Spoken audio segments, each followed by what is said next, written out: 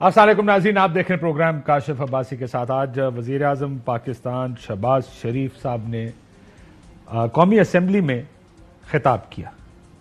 وہ پورا خطاب سننے کے بعد مجھے پریشانی اس بات کی تھی کہ وہ کہنا کیا چاہ رہے تھے۔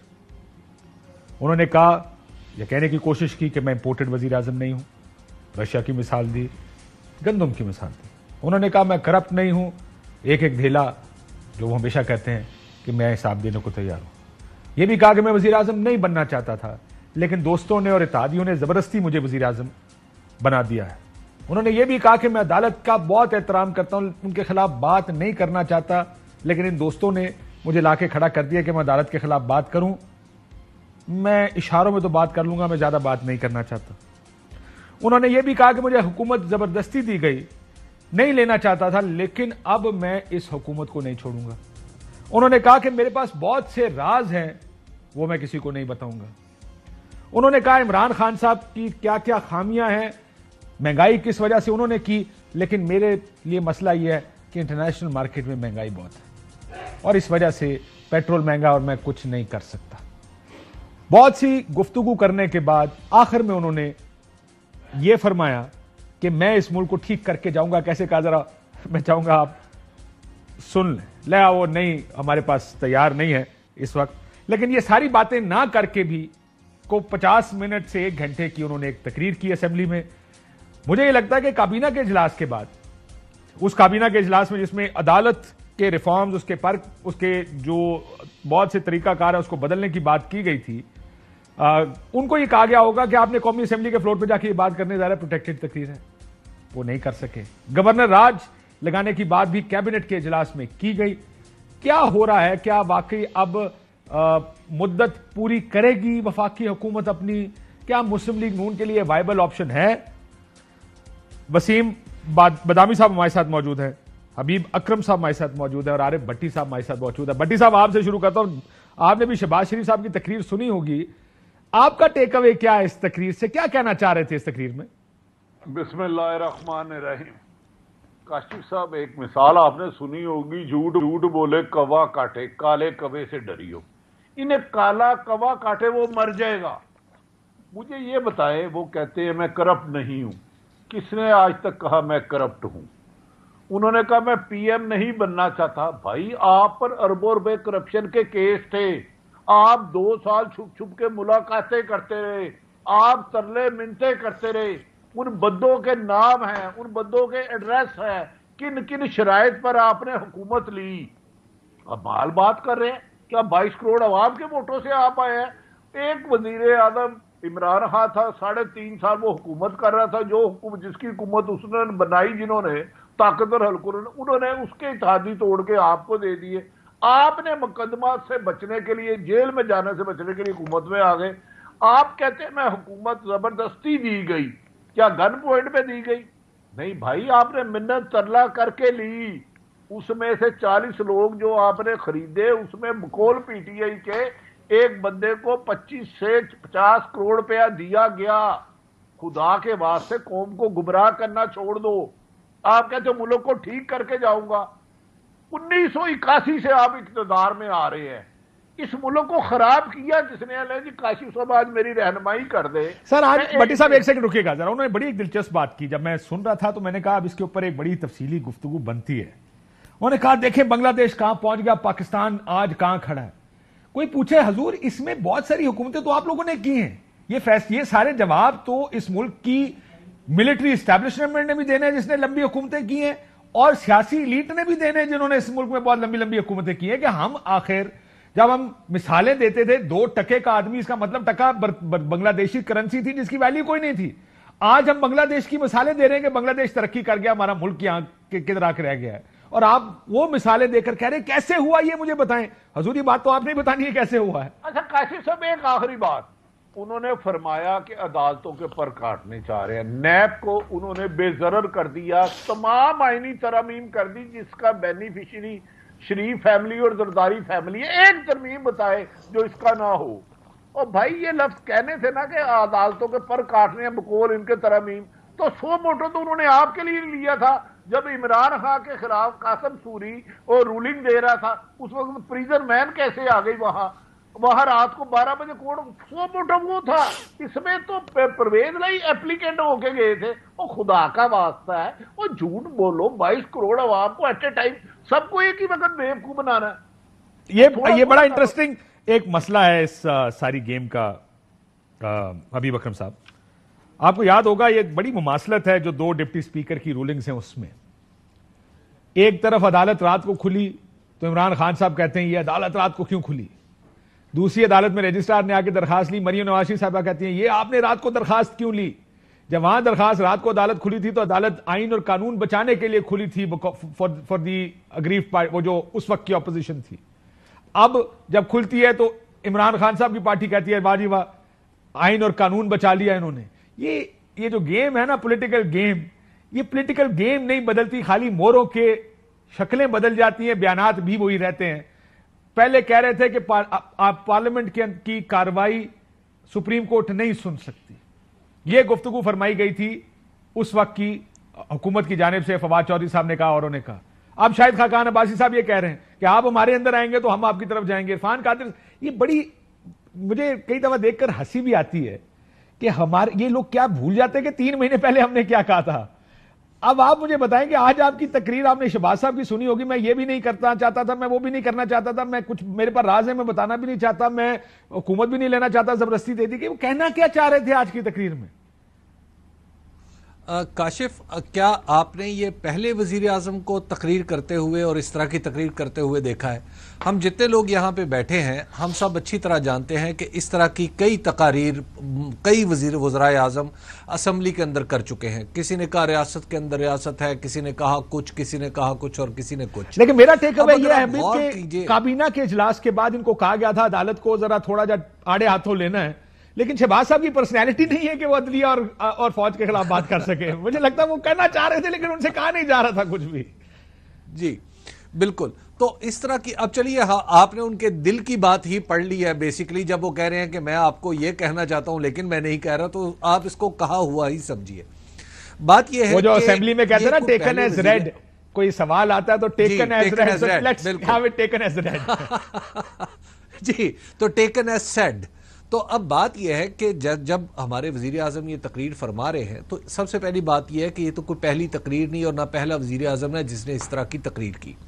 آپ ذرا جتنی بھی ماضی کی اس طرح کی تقاریر ہوئی ہیں آپ اٹھا کے دیکھیے تو آپ دیکھیں گے کہ دراصل ان تمام وزرائے اعظم کو پولیٹیکل مسائل کا سامنا تھا، یا اپنی گورننس کے مسائل کا سامنا تھا، یا وہ وعدے پورے نہیں کر پا رہے تھے جو انہوں نے کیے تھے عوام کے ساتھ، اور اس کی فرسٹریشن تھی جو وہ نکال رہے تھے، اور پھر انہیں یک پورے کا پورا نظام برا محسوس ہونے لگتا تھا. اب اس پرٹیکولر کیس میں بھی آپ دیکھیے کیا پی ایم ایل این نے اس میں سے کوئی ایک وعدہ پورا کیا ہے جو آج سے 3 مہینے پہلے یہ ہم سب کے سامنے آپ کے ٹی وی پروگرام میں بیٹھ کے میں نے کئی زعماء اور اکابرین کو یہ کہتے ہوئے سنا ہے کہ بس چٹکیوں کا کھیل ہے اور ہم نے یہ مسئلے حل کر دینے ہیں. وہ حل نہیں ہوئے. اس کے ساتھ ساتھ پھر جہاں تک عدالت کا تعلق ہے تو دیکھیے آپ نے جہاں یہ جو عدالت کے آج کے کرائسس یعنی یا عدالت کے فیصلے سے پیدا ہونے والے پولیٹیکل کرائسس کی ہم بات کر رہے ہیں. آپ کاشف ذرا تھوڑا سا، یہ آپ کی میری آنکھوں کے سامنے کی بات ہے، تھوڑا ریوائنڈ کیجئے صورتحال کو. کاش کے وقت تھوڑا سا پیچھے جا سکتا اور جا کے ہم بتاتے کہ کیا عدالت کا کھلنا کرائسس تھا اس دن یا اسمبلی کا توڑنا کرائسس تھا. آج کیا ہم سارے یہ بات نہیں کر رہے کہ اسمبلی ٹوٹ جاتی وہ قابل قبول تھا، ہم سب الیکشن کی طرف چلے جاتے وہ قابل قبول تھا، ہم الیکٹریٹ کے پاس جا رہے تھے نا، ہم کوئی ایسا تو نہیں کر رہے تھے کہ کسی کے ساتھ یا کچھ پچھلے بند کمروں میں بیٹھ کے کوئی سازش کی تیاری تو نہیں ہو رہی تھی، سیدھے سے بھاؤ الیکشن کی طرف جا رہے تھے. الیکشن کا راستہ رات کو 12 بجے عدالت نے کھل کے روکا اور اس کا خمیازہ یا آپ یہ کہیے کہ ایک رات کھلنے کی لیکن میں اس سے تھوڑا سا وہ آج اختلاف آپ کر کو لوں اگر چھٹی کے اجازت روز دیں. کھول کے عدالت، وہ کسی نے اچھا کہا تھا عدالت ایک دفعہ کھلے گی، چھٹی والے دن تو بار بار کھولنی پڑے گی، رات کو کھولو گے تو بار بار کھولنی پڑے گی. لیکن دیکھیں رات کو کھلنے سے مجھے اعتراض تھا. پریکٹس ایسی ہے، میں نے بہت سے چیف جسٹس سے بات کی، بہت سے ججز سے بات کی، انہوں نے کہا جی صبح کا انتظار کیا جا سکتا تھا، کوئی ایسی کوئی قیامت نہیں آ گئی تھی.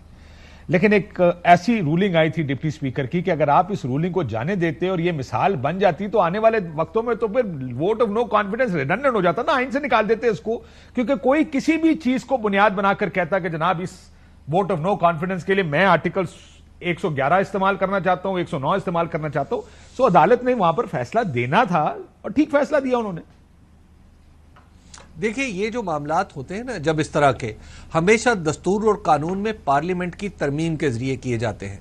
جب ہم نے ایک دفعہ 1000 سال کی یہ روایت ہے, 1000 سال کی یہ روایت ہے کہ عدالتیں جو ہیں وہ پارلیمنٹ کے اندر نہیں, پارلیمنٹ کے اندر کی کارروائی کو موضوع بحث نہیں بناتی.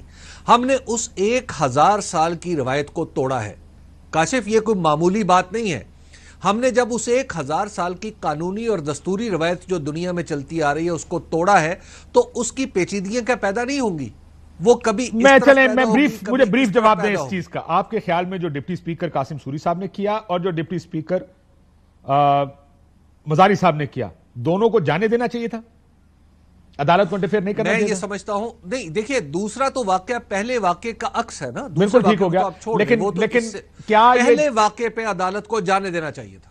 میں قانون کا ایک ادنا طالب علم ہوں, میں ایک ادنا طالب علم ہوں قانون کا اور تاریخ اور سیاسیات کا. میں تاریخ میں, قانون میں مجھے ایسی کوئی مثال نہیں ملتی کہ اسمبلی کے اندر کی کارروائی کی بنیاد پر کوئی عدالتی کارروائی چلی. لیکن اس میں ایک چیز ذہن میں رکھیں, میرا جو اپنا ذاتی موقف ہے اس پر, کہ اگر آپ ایک چیز جانے دیتے کہ اسپیکر کی رولنگ پروٹیکٹڈ ہے تو پھر اسپیکر کی کوئی بھی رولنگ آتی, کل وزیر اعظم کا الیکشن ہوتا, جیتنے والے کے 200 ووٹ ہوتے, ہارنے والے کے 140 ووٹ ہوتے, اور اسپیکر رولنگ دیتا جی میرے خیال میں 140 والا جیت گیا ہے, اور میں کیونکہ اسپیکر ہوں میری رولنگ پروٹیکٹڈ ہے. دیکھیں ایسا ہونے کو تو ہو سکتا ہے نا, اور یہی ہوا آگے جا کے یہی ہوا کہ 176 والا ہار گیا, 178 والا اور 179 والا جیت گیا. نہیں دیکھیے نہیں, آپ اس استدلال کو اس کی اصل حدود سے آگے پھیلاتے چلے جائیں گے تو دراصل غلط سے غلط نتائج پیدا ہوتے رہیں گے. یہاں پر سوال یہ ہے, یہاں پر کوشچن یہ ہے کہ عدالت کیا اسپیکر نے رولنگ جو دی تھی, اگر آپ دونوں کیسز میں دیکھیں تو وہ کیا تھی؟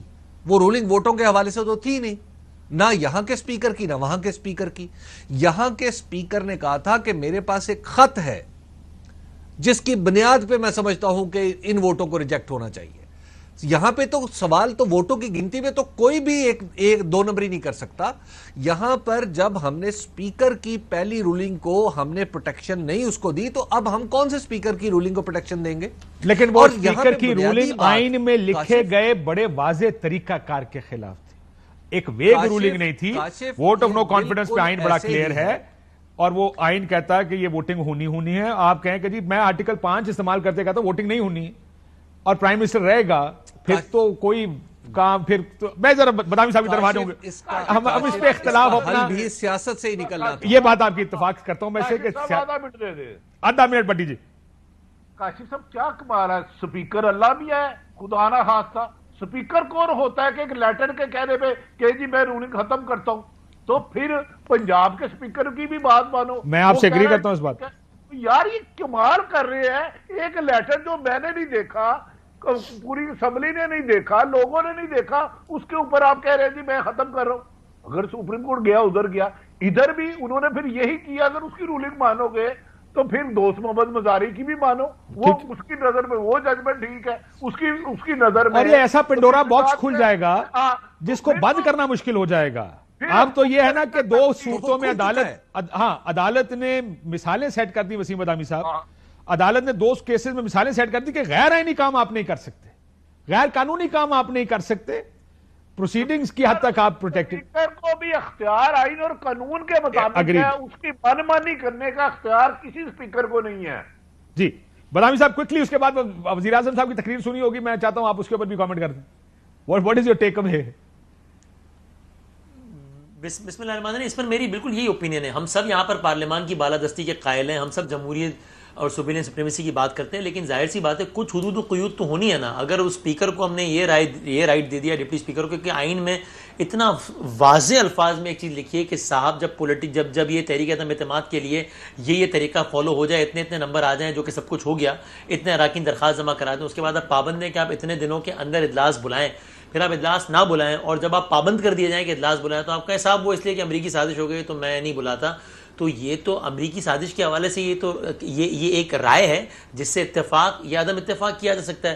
تو اگر اس چیز کو بنیاد بنا کر آج اسپیکر کو ہم نے یہ رائٹ استعمال کرنے کا اختیار دے دیا تو کل کو تو اسپیکر یعنی کسی بھی حوالے سے کوئی بات کر لے گا کہ بھائی بس میں تو اگر اسپیکر یا ڈپٹی اسپیکر بھی آئین سے ماورا کوئی بات کر رہا ہے جو کہ واضح نظر آ رہا ہے تو پھر اس میں میرا خیال ہے کہ یقیناً اور میں ایک اور چیز کہہ دوں، میں آج دوپہر کو بھی صبح اس پہ بات ہو سکتی ہے، میں آج دوپہر کو بھی کسی سے آئین اور قانون کے بارے میں ہم بات کر رہے تھے، تو یہ مہذب معاشرے ہیں جہاں اقدار بھی بڑی اہم ہوتی ہیں، قانون بھی بڑا اہم ہوتا ہے، پریکٹسز بھی بڑی اہم ہوتی ہے، جہاں پہ وہ ایسا کام کوئی کرتا ہی نہیں کہ کسی کو کسی عدالت کو انٹروین کرنا پڑے. اور یہ پروٹیکشن اس لیے ہے کہ تاکہ فلور کے اوپر کی گئی کوئی بات یا ایسی رولنگ جو آئین اور قانون کے دائرے کے اندر ہو سپریم کورٹ بلا کے اس کو سٹرائک ڈاؤن نہ کر دے. سو دس از دا لارجر. میں لے سکتا ہوں ضرور ضرور ابھی. کاشف صاحب اس وقت حکومت پی ٹی آئی کی تو نہیں ہے نا؟ یہ سارے مل کے اسمبلی کے جو رولز ہیں ان میں ترمیم کر دیں اور اسپیکر کا اختیار واپس لے لیں. یہ آپ کا خیال؟ میرا خیال ہے کہ اختیار ہے غیر قانونی کام غیر آئینی کام کرنے کا اختیار نہیں ہے. اسپیکر کے اختیار پہ اعتراض تھوڑی ہے، اختیار واپس لے لیں کہ پاور پہ اعتراض نہیں ہے، مس یوز آف پاور پہ اعتراض نہیں کر پائے گا. اختیار غیر آئینی نہ ہو جو وہ استعمال کر رہا ہو اس پہ ورنہ تو کوئی اعتراض نہیں. بات یہ ہے کہ آپ نے جب اسپیکر کو رولز کے تحت اختیار دے رکھا ہے تو آپ یہ ساتھ لکھ دیں کہ جناب آئندہ سے اسپیکر کسی قرارداد کو مسترد نہیں کر سکے گا. تو دیٹس اٹ. اس کا مطلب ہے مسئلہ حل ہو گیا. قرارداد ویسے کاشف صاحب اسپیکر آئین لائے، آئین میں نہیں لکھا ہوا کہ اسپیکر جو چاہے پنجاب اسمبلی کا اسپیکر چاہے قرارداد پیش کرے کہ سندھ کراچی پنجاب میں شامل کر دے تو ہو جائے گا. وہ یار اسپیکر کو آئین اور قانون کے تحت اختیارات دیے گئے ہیں بھائی، اس کی لمٹ مقرر کر دی گئی ہے. اسمبلی قانون سازی کرتی ہے، تشریح سپریم کورٹ نہیں کرنی ہے. میں کہہ رہا ہوں نا کہ پنجاب اسمبلی کا اجلاس ہوتا ہے، وہ کہتے ہیں جی کراچی گزارش یہ اسپیکر جمہوریت نہیں ہے، آرمی چیف ریاست نہیں ہے اور چیف جسٹس عدالت نہیں ہے. یہ شخصیات سے بالا تر سب آئین کے تابع ہیں. انہی مربجہ اصولوں کے تحت ریاست چلنی چاہیے. اور اب نیا جو عدالتی ریفارمز کی بات ہوئی ہے وسیم کیبنٹ میں، اب اس میں بھی بہت سے لوگوں کا خیال ہے کہ بہت سا اختیار عدالتوں کو ایک بہتر طریقے سے چلنا چاہیے. میں کل سن رہا تھا شاید کسی چیف جسٹس صاحب نے کہا کہ 50,000 کیسز رہ گئے ہیں یا 54,000 کیسز ہیں، اتنے ہزاروں کے حساب سے کیسز پینڈنگ ہیں. نیچے کی عدالتوں میں جائیں گے تو اس سے بھی زیادہ پینڈنگ. بہت سے لوگوں کا خیال ہے کہ اس ملک میں ڈسچارج جو جسٹس ہے وہ ٹھیک طریقے سے ہمارا نظام کام نہیں کرتا. لیکن ٹائمنگ بڑی کرٹیکل ہوتی ہے جب آپ کوئی بھی کام کرتے ہیں. کل سے پہلے تک عدالتی ریفارمز کی بات کسی نے نہیں کی. کل عدالت نے ایک فیصلہ دیا ہے اور وہ فیصلہ ویسا ہی ہے جیسا فیصلہ آپ کے حق میں آیا تھا. ایک انٹرپریٹیشن آف لا ہے، ایک آئین کی انٹرپریٹیشن کی انہوں نے کہ پارلیمنٹری پارٹی کا فیصلہ جو آئین میں لکھا ہے. اب کہتے ہیں کہ جی ہم نے ان کے پر کاٹنے سے مراد اندر بات کوئی ان الفاظ میں ہی ہوئی تھی. What do you think of this? What do you make of this? کیوں کر رہے ہیں یا کریں گے یا نہیں کریں گے سر؟ میرا یا دھمکیاں لگا رہے ہیں؟ میرا یہی خیال ہے.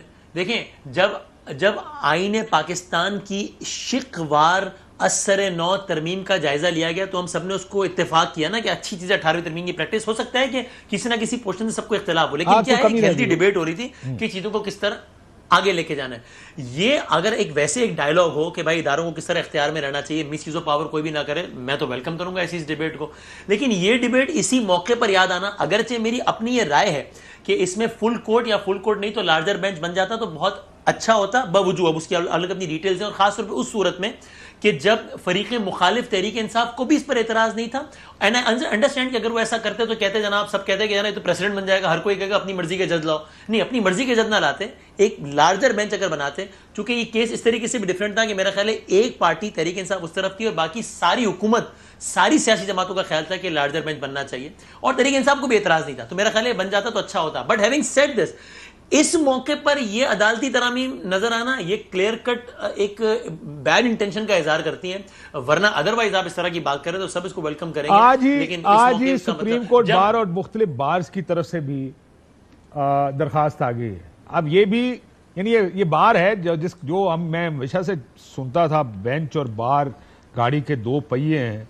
وہ یہ بار تو اب لگتا ایسا ہے کہ سیاسی جماعتوں کے کارندے بن گئے ہیں کہ جب سیاسی جماعت نے اٹھ کے کہہ دیا کہ یہ کرنا ہے تو اگلے دن درخواست لے آئے، 10 بندوں کو اکٹھا کر کے لے آئے کہ جناب ہم چونکہ ہیں تو پولیٹیکل ورکر مسلم لیگ نون کے، لیکن ہم یہاں پر آ رہے ہیں سپریم کورٹ بار کے سابق صدور کی وجہ سے، جبکہ ہیں وہ سارے کے سارے سیاسی ورکرز ان جماعتوں کے، کیونکہ بار کے اندر سیاست ہے اور بہت سیدھے سیدھے پیپلز لائرز فورم ہے، میرا خیال ہے مسلم لیگ نون کا ہے، انصاف لائرز فورم ہے. What are they trying to do? آپ ایک ماحول بناتے ہیں کہ یار ہمیں لگتا ہے کہ اس ملک میں، ان کو بالکل اس بات پہ پرواہ نہیں ہے کہ عام آدمی کو اس ملک میں انصاف نہیں ملتا. اس بات پر کسی بھون صاحب کو پریشانی نہیں ہے کہ اس ملک میں لوگوں کے کیسوں کے فیصلے 40 سال نہیں ہوتے. ان کو اس بات پہ پریشانی ہے کہ ہائے اللہ مسلم لیگ نون کی مرضی کے مطابق کوئی کام نہیں ہوا، اب ٹائم آ گیا کہ عدالتوں کے خلاف کارروائی کریں. ذرا بریک کے بعد مجھے اس کا جواب دے دیجیے گا. بریک لیتے ہیں ناظرین، بریک کے بعد واپس آتے ہیں. ویلکم بیک ناظرین. عدالتی ریفارمز کے بارے میں جو حکومت نے پروگرام بنایا اس کے اوپر بات کر رہے تھے. اب انہوں نے اب فیصلہ، عدالت کا طریقہ کار جس سے بہت سے لوگوں کا اختلاف بھی ہے. وسیم میں واپس، کیونکہ آپ جواب کمپلیٹ نہیں تھے کر پائے اس وقت، واٹ از یور ٹیک کہ اس ٹائم پر اس طرح کی گفتگو کرنا، گو کہ اس میں بہت سے لوگوں کا خیال ہے کہ یار ریفارمز ہونی چاہیے، صرف اس حد تک نہیں ہونی چاہیے کہ بینچ بنانے کا اختیار کس کا ہے، یہ بھی پھر ریفارمز کریں کہ اتنے دنوں میں فیصلہ دے گی عدالت، وکلا کو آپ ایڈجرنمنٹ نہیں دیں گے. یہ نہ ہو کہ ہماری مرضی کی چیزیں ہم ریفارمز میں ڈال دیں، دوسری جو چیزیں جس سے عام آدمی کو فائدہ اس کے اوپر ریفارمز کوئی نہ کریں. سو ٹائمنگ از کریٹیکل. میرا خیال ہے کہ پاکستان میں ہمارے آگے نہ بڑھنے کی ایک بڑی وجہ یہ ہے کہ بہت ساری چیزیں جو ہیں وہ اصلاح کی متقاضی ہیں، لیکن مسئلہ یہ ہوتا ہے کہ یا تو ان کی اصلاح سالوں تک ہوتی نہیں ہے یا پھر اصلاح کے نام پہ کچھ اور ہوتا ہے. اس کو ایک چھوٹے لیول پہ اگر دیکھ لیں تو ہم سب کہتے ہیں نا کہ یار بالکل میڈیا میں، ہم میڈیا کا حصہ ہیں، لیکن میڈیا کو ریگولیٹ کرنے والی ایک اتھارٹی ہونی چاہیے. کیوں نہ ہو؟ یا تو اتھارٹی کوئی ہوتی نہیں ہے، جو کچھ کرتے جاؤ سارا کچھ ہی چلا جاتا ہے، جو نہیں جانا چاہیے وہ بھی آن ایئر چلا جاتا ہے. یا پھر کوئی ایک گورنمنٹ کو یاد آتا ہے کہ اچھا یار اب میں نے اس چینل کو یا اس اینکر کو ٹارگٹ کرنا ہے، پھر وہ اپنا ایک بندہ لاتی ہے، پھر وہ ریگولیشن کے نام پہ وہ کچھ ہوتا ہے جو کہ ریگولیشن نہیں ہوتا، کچھ اور ہوتا ہے. تو میرا خیال ہے یہ اسی طرز کے مسائل ہیں. کیا پاکستان کی عدالتی تاریخ میں یہ نہیں ہوا کہ پاکستانی عدالتی تاریخ کا سب سے high profile case Zulfiqar Ali Bhutto کا کیس ایسا کیس ہے جس کا خود جج صاحبان بھی حوالہ دیتے ہوئے شرمندہ ہوتے ہیں؟ تو اس کا مطلب عدالتی تاریخ میں اصلاح کی متقاضی تو ہے. کیا یہ صرف ایک لطیفہ ہے یا افسانہ ہے کہ جناب دادا کیس لے کے جاتا ہے اور نواسے کے ٹائم پہ کیس حل ہوتا ہے؟ نہیں ایسا ہوتا ہے. کیا ایسا نہیں ہوا کہ بندہ مر گیا اس کے بعد کیس کا فیصلہ ہے؟ نہیں ایسا ہوا ہے. اس کا مطلب کیا؟ اچھا کیا ایسا نہیں ہوا کہ انکلینیشنز رہی ہیں ججز کی؟ بھائی عمران خان صاحب کہتے ہیں نا کہ افتخار چودھری صاحب نے یہ کیا، اور and the list goes on. تو اس کا مطلب گڑبڑ تو ہے، معاملات تو ٹھیک ہونے چاہیے. پرابلم یہ ہے کہ یا معاملات ٹھیک کرنے کے لیے کوئی آگے ہی نہیں بڑھتا، اس لیے کہ سب کو سوٹ کر رہا ہوتا ہے، پر سب کو اپنا اپنا ایکس وائی زیڈ چاہیے بھی تو ہوتا ہے نا سب کو. اور یا پھر یہ کہ جب مار پڑی ہوتی ہے تب یاد آتا ہے کہ چلو اب اصلاح کر لیتے ہیں، اس لیے ملک آگے ہی نہیں بڑھ پاتا. تو یہ اسی وقت مسئلہ حل ہوگا جب صدقے دل سے سارے بیٹھیں گے اور نیت کسی ایک جج، بینچ یا عدالت کو ٹارگٹ کرنا نہیں ہوگا بلکہ نظام کو بہتر کرنا ہوگا. اب یہ ایسا ہوگا، وشفل تھنکنگ. بلاول صاحب تقریر کر رہے ہیں، بٹی صاحب وہ جو کام شہباز شریف صاحب نہیں کر پائے اپنی تقریر میں، جس طریقے سے کھلا کے نہیں کر پائے، وہ کام اب بلاول صاحب کر رہے ہیں. مطلب عدالت کے بارے میں کہ ایک پاکستان میں 2 آئین نہیں ہو سکتے، جوڈیشل ریفارمز ہونے تک پاکستان فلاح نہیں پا سکتا، اور وہ جو خواب تھا پاکستان کا پورا نہیں ہو سکتا. اور پھر اپنی تعریفیں کہ ہم نے آئین بحال کیا وغیرہ وغیرہ، فل کورٹ کا ہمارا مطالبہ تھا، جو بھی ان کی تنقید ہے. آپ کدھر جاتا دیکھ رہے ہیں اس ساری بحث کو؟ کیونکہ آپ ظاہر ہے یہ اداروں کو ڈائریکٹلی ٹیک آن کریں گے. اور ایک اور بڑی اچھی بات فرمائی بلاول صاحب نے کہ اسٹیبلشمنٹ کا اور عدلیہ کا کردار متنازع نہیں ہونا چاہیے. میرا خیال ہے بھول گئے نے پچھلے 4 مہینے جنہوں نے اسٹیبلشمنٹ رل کے کیتا کی ہے. یار یہ کس طرح یہ ان کو امنیشیا ہے، یہ 4 مہینے پرانی باتیں ان کو یاد نہیں رہتی کہ بھائی جان ہم نے ڈیل کی تھی، ہم نے حکومت گرانے کے لیے اگریمنٹ کیے تھے، ہم ہی سندھ ہاؤس میں بندے ہم نے چھپائے ہوئے تھے، ہم نے ان لوگوں کو توڑا تھا. یہ کس دنیا میں رہتے ہیں؟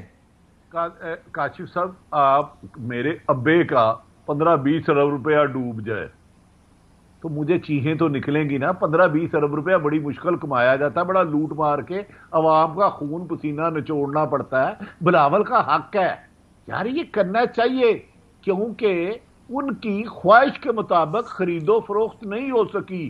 ایک نجائز حکومت جائز طریقے سے گھر چلے گئی ہے. جو آصف علی شہباز شریف صاحب بھی کہہ رہے ہیں ریفارمز ہونی چاہیے، اچھے کام ہونے چاہیے، لیکن پبلک انٹرسٹ میں. جب 2/3 میجورٹی ان کی تھی 97 میں کتنی اصلاحات کی.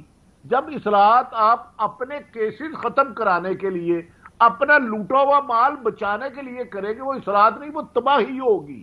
اصلاحات نہیں چاہتے.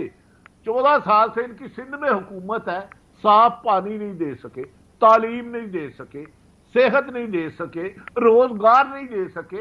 तो यार खुदा का वास्ता है, तुम उदारों को अपना गुलाम बनाना चाहते हो और कई जगह उदारे गुलाम बनते हैं। आपको पता है इस वक्त सबसे ज्यादा फिट एस्टेब्लिशमेंट से जरदारी साहब है। दुबई किस लिए गए थे और कौन आपसे साथ वाले शहर में गया था, उधर और कौन से मुल्क का बंदा आया था। इधर सब धांधली चाहते हैं जायज जब उसके हक में हो, जिसके खिलाफ हो वो कहते हैं ये धांधली बड़ी सर बुरी है। वैसे एक और बड़ी दिलचस्प बात की अभी बिलावल साहब ने, मैं देखिए इन प्रिंसिपल इन तमाम बातों से एग्री करता हूं कि दो नहीं एक आइन होना चाहिए, उसकी तशरीह ठीक होनी चाहिए, इस्टेब्लिशमेंट का और मुतनाज़ा किरदार अदलिया का नहीं होना चाहिए। हबीब अकरम साहब, ये बहुत सारी इन प्रिंसिपल बातें अच्छी हैं। आप एक तरफ कहते हैं तशरीह सुप्रीम कोर्ट करे, लेकिन साथ जुमला जो दिल में कहते हैं वो ये कि वो लेकिन तशरीह होनी हमारी मर्जी की चाहिए।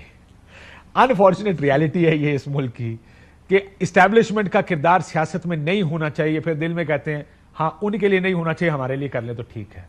अब ये क्या कर रहे हैं पिछले 7, 8, 10 दिन से जो प्रेस कॉन्फ्रेंसेज हो रही हैं? क्या आपने हमसे मुश्किल फैसले कराए हैं, वो हमारी मदद भी नहीं कर रहे? आप इलेक्शन के लिए आपने हमें धकेल दिया, इलेक्शन फिर जाके इलेक्शन लड़ो क्योंकि ऐसी कुछ नहीं करना उस इलेक्शन में। This is where the problem comes. The problem is कि हम अच्छी तकरीरें करते हैं, असूल की अच्छी अच्छी बातें करते हैं, लेकिन उस पर यकीन नहीं करते।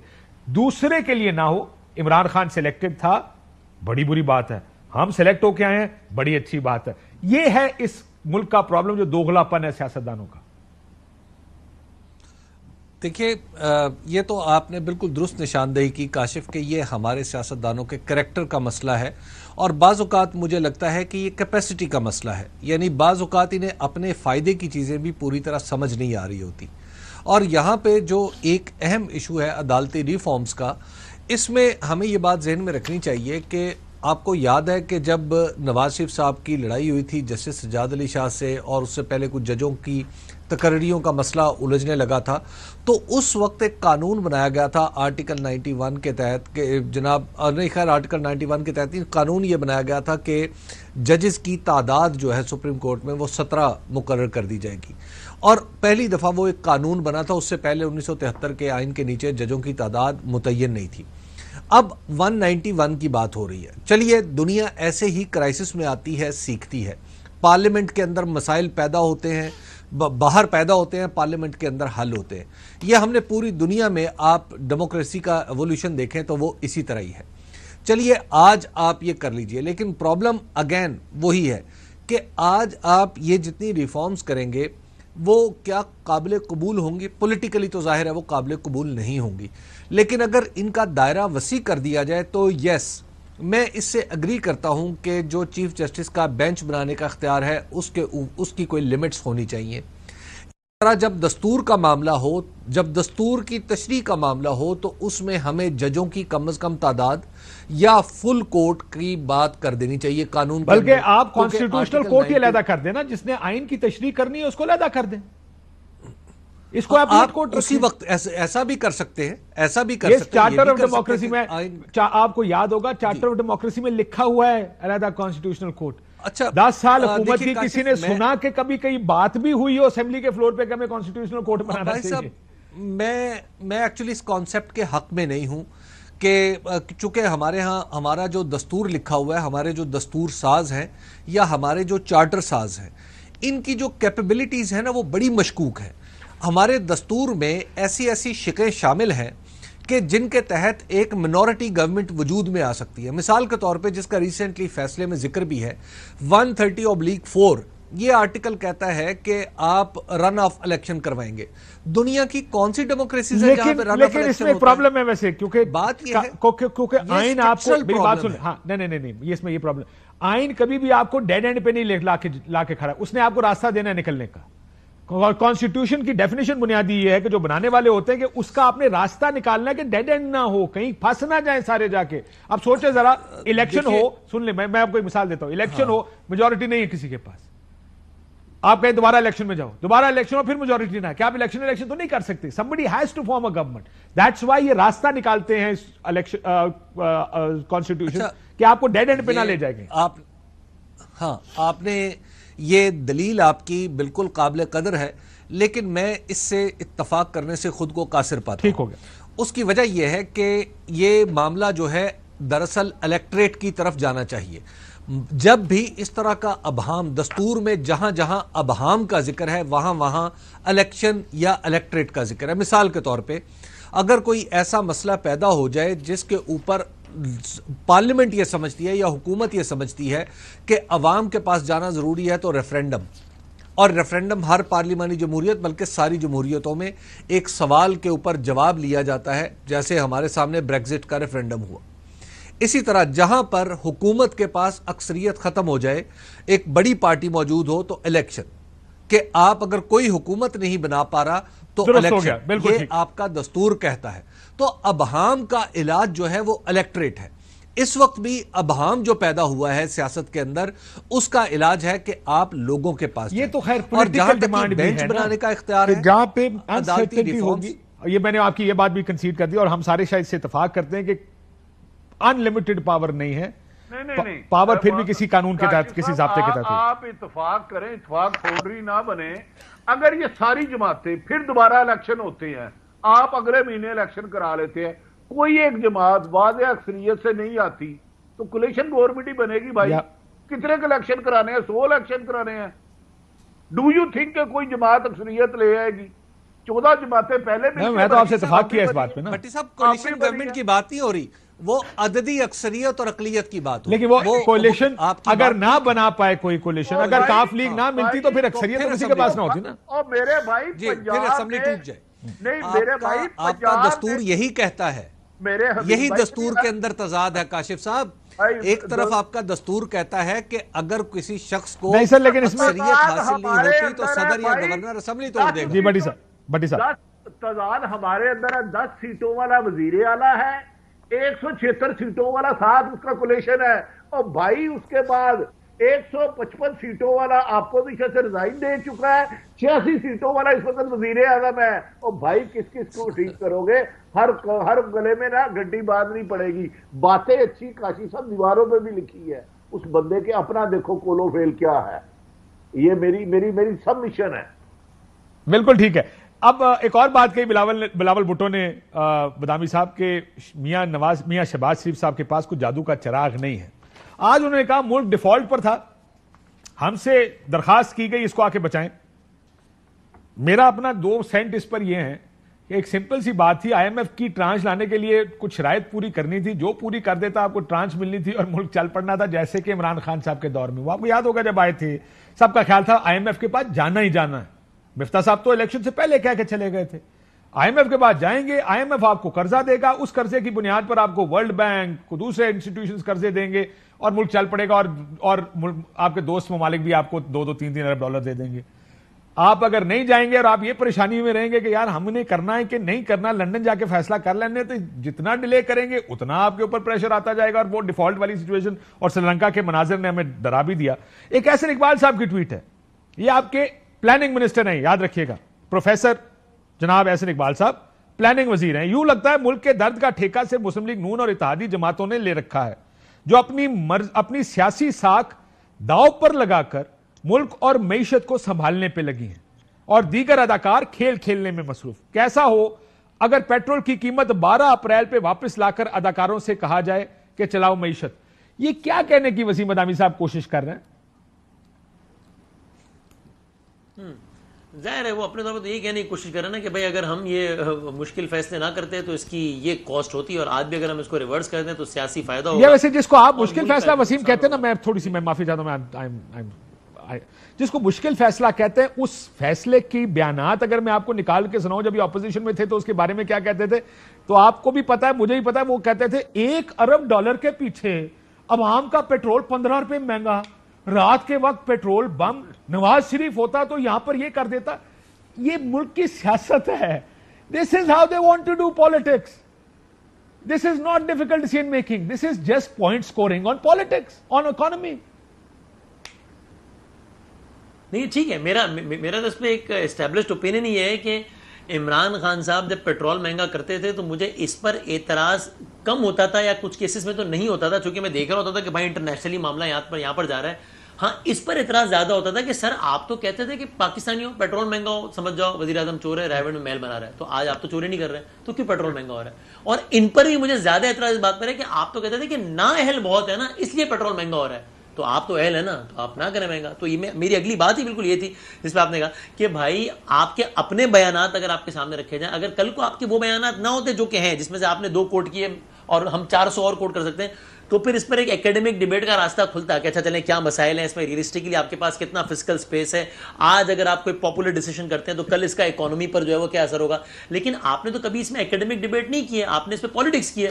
تو بھائی پالیٹکس کے مطابق تو آپ کا کہنا تھا کہ وہ نا اہل تھا اس لیے مہنگا کر دیتا تھا, تو وہ نا اہل بقول آپ کے وہ 10 روپے سستا کر کے گیا ہے. تو آپ ایسا کریں کہ آپ بہت اہل ہیں تو آپ 30 روپے سستا کر دیں, آپ نے کیوں 100 روپے مہنگا کر دیا.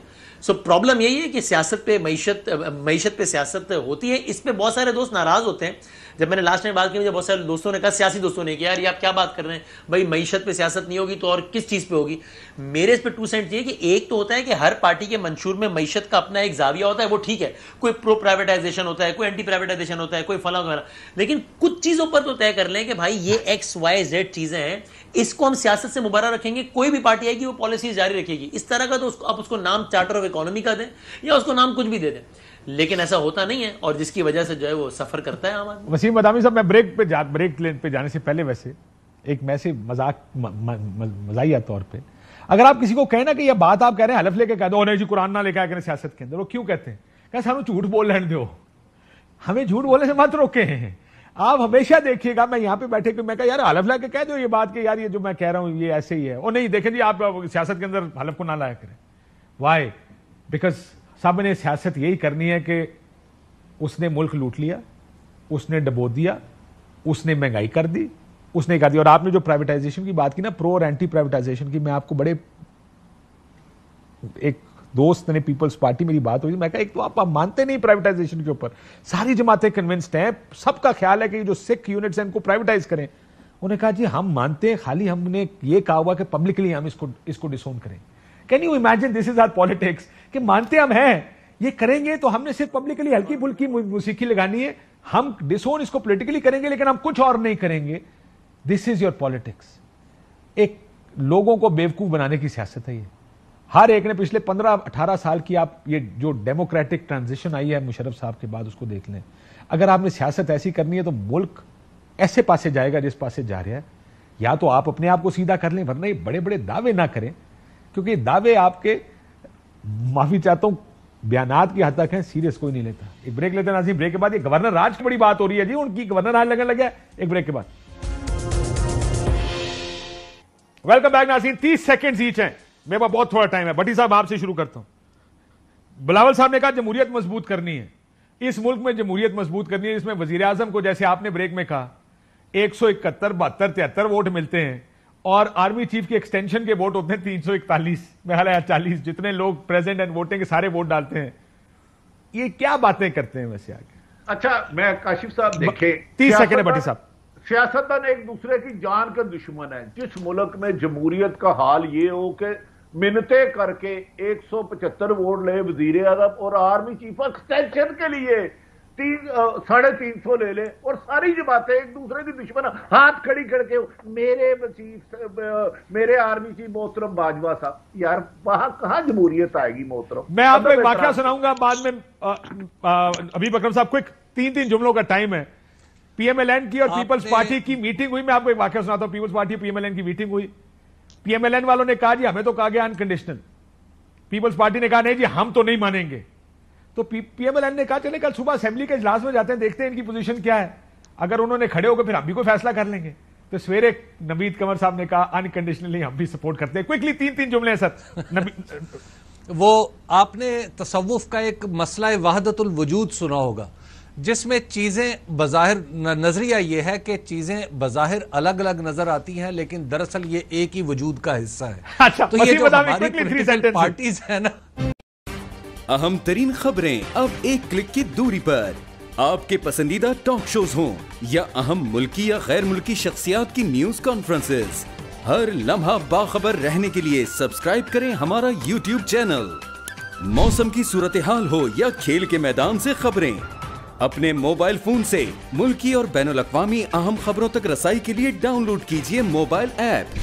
बावसूख ज़राए से मुसद्दिक़ा खबरों, तज्ज़ियों और तबसरों से मुस्तफ़ीद होने के लिए विजिट कीजिए पाकिस्तान की सबसे बड़ी न्यूज़ वेबसाइट www.arYnews.tv।